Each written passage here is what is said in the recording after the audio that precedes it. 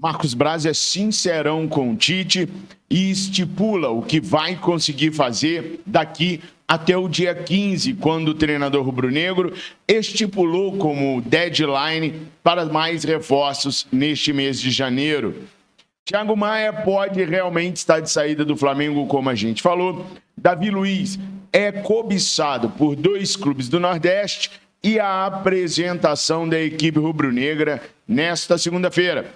Sobre tudo isso, falaremos agora com vocês aqui no canal Resenha Rubro-Negra.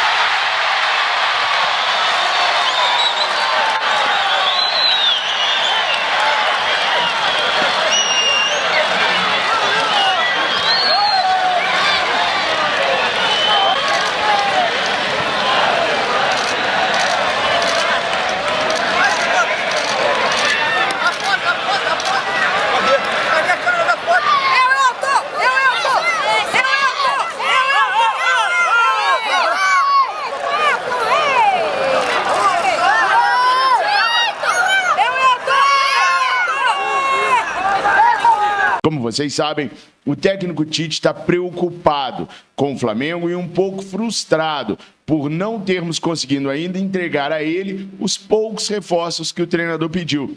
É isso mesmo, pessoal. Há muitos nomes sendo falados e sendo especulados, mas o Tite definiu 3 posições para poder reforçar a equipe rubro-negra nesse primeiro semestre: a lateral esquerda, a zaga e o meio de campo. Só isso que o Tite queria. Muitos nomes foram falados porque o departamento de scout do Flamengo procurou sondar muitos jogadores. Por exemplo, o Emerson Royal deu um grande rebuliço na imprensa o caso do Flamengo ter sondado o atleta. Mas foi uma sondagem do departamento de scout do Flamengo. Em momento nenhum, o Flamengo teve como meta contratar o jogador, até porque o jogador está muito bem na sua equipe, jogando um campeonato muito importante. O Flamengo sabia que não teria condições de tirar o jogador dali. Foi só uma consulta do departamento de scout, mas a imprensa cria um rebuliço em cima disso, fazendo com que o Flamengo pareça um idiota de tentar um jogador que não tem a mínima condições de vir para o clube neste momento. O Tite se frustra justamente porque pediu poucos atletas para o Flamengo. No caso de Léo Ortiz, por exemplo, o técnico sempre gostou de trabalhar com zagueiro. Sabendo da saída do Rodrigo Caio e da possibilidade de uma negociação de Cleiton e de Pablo, que estão na alça de mira do Flamengo para saírem do clube, o técnico pediu o Léo Ortiz para ter uma trinca de zaga forte, com Léo Ortiz, Léo Pereira e Fabrício Bruno. Apesar do que, o Davi Luiz foi o jogador que se apresentou ontem em melhores condições físicas. As informações que vêm do Flamengo é que nenhum atleta se apresentou ontem acima do peso. Mas o caso do Davi Luiz chamou a atenção daqueles que fizeram a medição dos atletas nesta segunda-feira. Davi apresentou uma forma física muito boa. Talvez porque o zagueiro também estivesse parado já há algum tempo, trabalhando na lesão que sofreu no fim da temporada passada, ele tenha conseguido aprimorar melhor sua forma física. Mas manteve e melhorou isso durante as férias. Davi é cobiçado por Fortaleza e Vitória.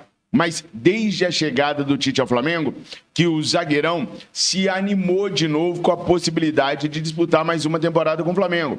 Chegou a recusar, inclusive, uma proposta lá da Turquia, onde ele já estava bem próximo de aceitar por conta da chegada do treinador rubro-negro. Então, dificilmente o Davi sairá. Voltando ao caso do Léo Ortiz e a frustração do Tite, as informações que vão chegando de Bragança Paulista é que uma das coisas que teria chateado o Bragantino foi que o Flamengo procurou primeiro o zagueiro e não o Clube Paulista, criando entre zagueiro e Clube Paulista um racha, uma animosidade que se perpetua até hoje e que segue acontecendo nos bastidores.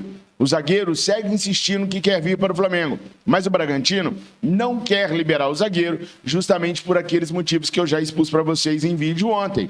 Pedro Caixinha quer contar com Léo Ortiz e com Juninho Capixaba. Entende que esses dois jogadores são peças fundamentais na disputa da Libertadores da América esse ano. E por isso o Bragantino faz um jogo tão duro com o Flamengo na liberação de ambos. O que deve ser resolvido ainda esta semana, com a desistência do Flamengo por Léo Ortiz e por Juninho Capixaba. O Flamengo, inclusive, já começa a avaliar nomes no mercado. O William Rocha é um desses nomes bem avaliados pelo Flamengo, que podem acabar pintando como alternativa ao Léo Ortiz se o Red Bull Bragantino não der o braço a torcer. Já sobre Juninho Capixaba, o Flamengo tem um otimismo maior em conseguir a contratação do Matias Vinha. A Roma está estrangulada pelo mercado europeu. Sem dinheiro para poder contratar, a saída de Matias Vinha da Roma é vista com bons olhos, porque a Roma não conta com Matias Vinha para nada. Então, vender o Matias Vinha daria um fôlego financeiro à Roma sem que ela perdesse ninguém dentro do seu elenco principal. E a Roma não recebeu nenhuma proposta, sequer um contato pelo Matias Vinha até agora.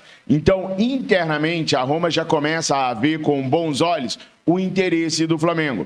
A Roma queria 10 milhões de euros. O Flamengo ofereceu 6, mas ontem eles acordaram 7,5 milhões de euros e estão discutindo agora a tal da forma de pagamento que já estava sendo pensada e que estava sendo recusada pela Roma já há algum tempo. Independente dos valores, a Roma queria uma entrada muito alta pelo Matias Vinha. Entrada essa que o Flamengo nunca se comprometeu a pagar porque não pode. Então agora, vendo que está sem opções ao lateral esquerdo no mercado, a Roma já aceita sentar para tratar da situação da forma de pagamento de uma maneira mais amistosa.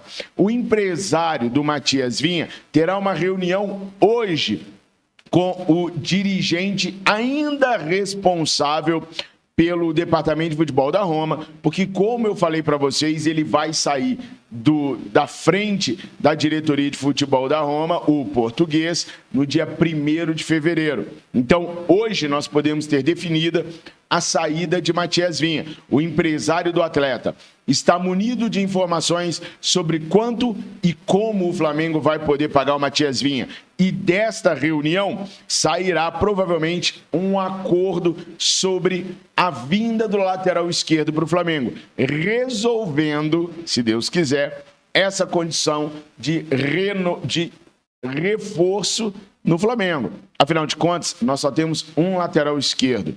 Hoje, nós só temos o Ayrton Lucas. Essa prioridade é, inclusive, a prioridade que foi prometida pelo Marcos Braz ser resolvida até o dia 15 de janeiro ao técnico Tite. O Tite pediu que o Flamengo resolvesse a questão das contratações o mais tardar até dia 15, segunda-feira da semana que vem, para que ele pudesse levar os atletas para os Estados Unidos e começar a segunda perna da pré-temporada, que será realizada lá com 2 amistosos. Um é o Orlando City, o outro o Flamengo ainda negocia. Então a ideia do Flamengo é chegar nos Estados Unidos lá no dia 18 e 19 de janeiro, fazer 2 amistosos, concluir a pré-temporada lá e retornar ao Brasil com o time mais homogêneo possível.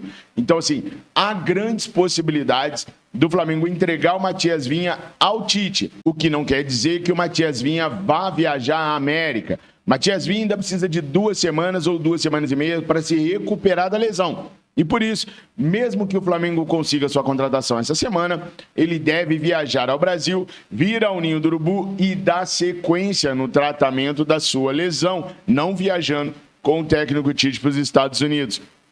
Thiago Maia pode não viajar para os Estados Unidos. O Internacional de Porto Alegre, como nós já havíamos trazido para vocês, entrou em fase de negociação final com o Flamengo para ter o volante. Depois da tentativa frustrada do Corinthians, agora o Internacional vem em cima do Thiago Maia por um pedido do técnico Eduardo Cudê. E o Inter foi muito rápido e ligeiro com o Thiago Maia. Ali eles já se acertaram. Tempo de contrato até dezembro de 2027, valores financeiros, bônus, está tudo certo com o Thiago Maia. Agora, Inter e Flamengo vão se reunir entre hoje e amanhã para resolver, acertar as arestas financeiras para que a conclusão da venda do volante aconteça. Ontem surgiu um grande rebuliço nas redes sociais porque o camisa número 7 do Flamengo será o Luiz Araújo e não o Nicolás de la Cruz. Mas com a saída do Thiago Maia, se ela se confirmar, pode ser que o De La Cruz herde a camisa número 8. Como também pode acontecer da 8 voltar para o Gerson. Era o número que o volante usava lá em 2019. Agora, eu não vejo o porquê de tanto problema e tanta discussão do camisa 7 ser o Luiz Araújo. Para mim, o Flamengo acerta. O Luiz Araújo já estava no elenco rubro-negro. Então, nada mais natural que ele ia assumir a camisa número 7. Pela hierarquia que o Flamengo tanto prega de tempo de casa, para mim, problema zero. Se o Nicolás de la Cruz ficar com a 20, o Gerson ficar com a 8 e o Nicolás de la Cruz pegar a 20, por exemplo, tanto faz. Não é o número que está nas costas que vai fazer o Nicolás de la Cruz jogar mais ou menos. Para falar a verdade mesmo, só aqui entre nós. Para mim, o De La Cruz tinha que pegar a 10, tá ligado? Era 10 que ia cair melhor nele, mas a 10 tem dono, então fazer o quê? Enfim, vocês acham que há algum problema do Luiz Araújo pegar a 7 e não Nicolás de la Cruz, que, aliás, chega no Brasil hoje às 13 horas, como a gente já havia informado para vocês, e o Flamengo divulgou que ele será apresentado na sexta-feira, às 14h15. Então já marquem aí, 14h15, sexta-feira, na Live Mengo TV, a apresentação de Nicolás de la Cruz. Bom, essas eram as primeiras e principais notícias do Mengão que eu tinha para passar para vocês nesta manhã de terça-feira. Tamo juntos, nação. Não esquece dos 3 Cs: curtir, comentar e compartilhar. E de se inscrever, caso você não seja inscrito. Isso ajuda muito no crescimento dos nossos canais. Opinem bastante, comentem bastante. Tamo juntos. Fiquem com Deus. Eu amo vocês. Saudações rubro-negras!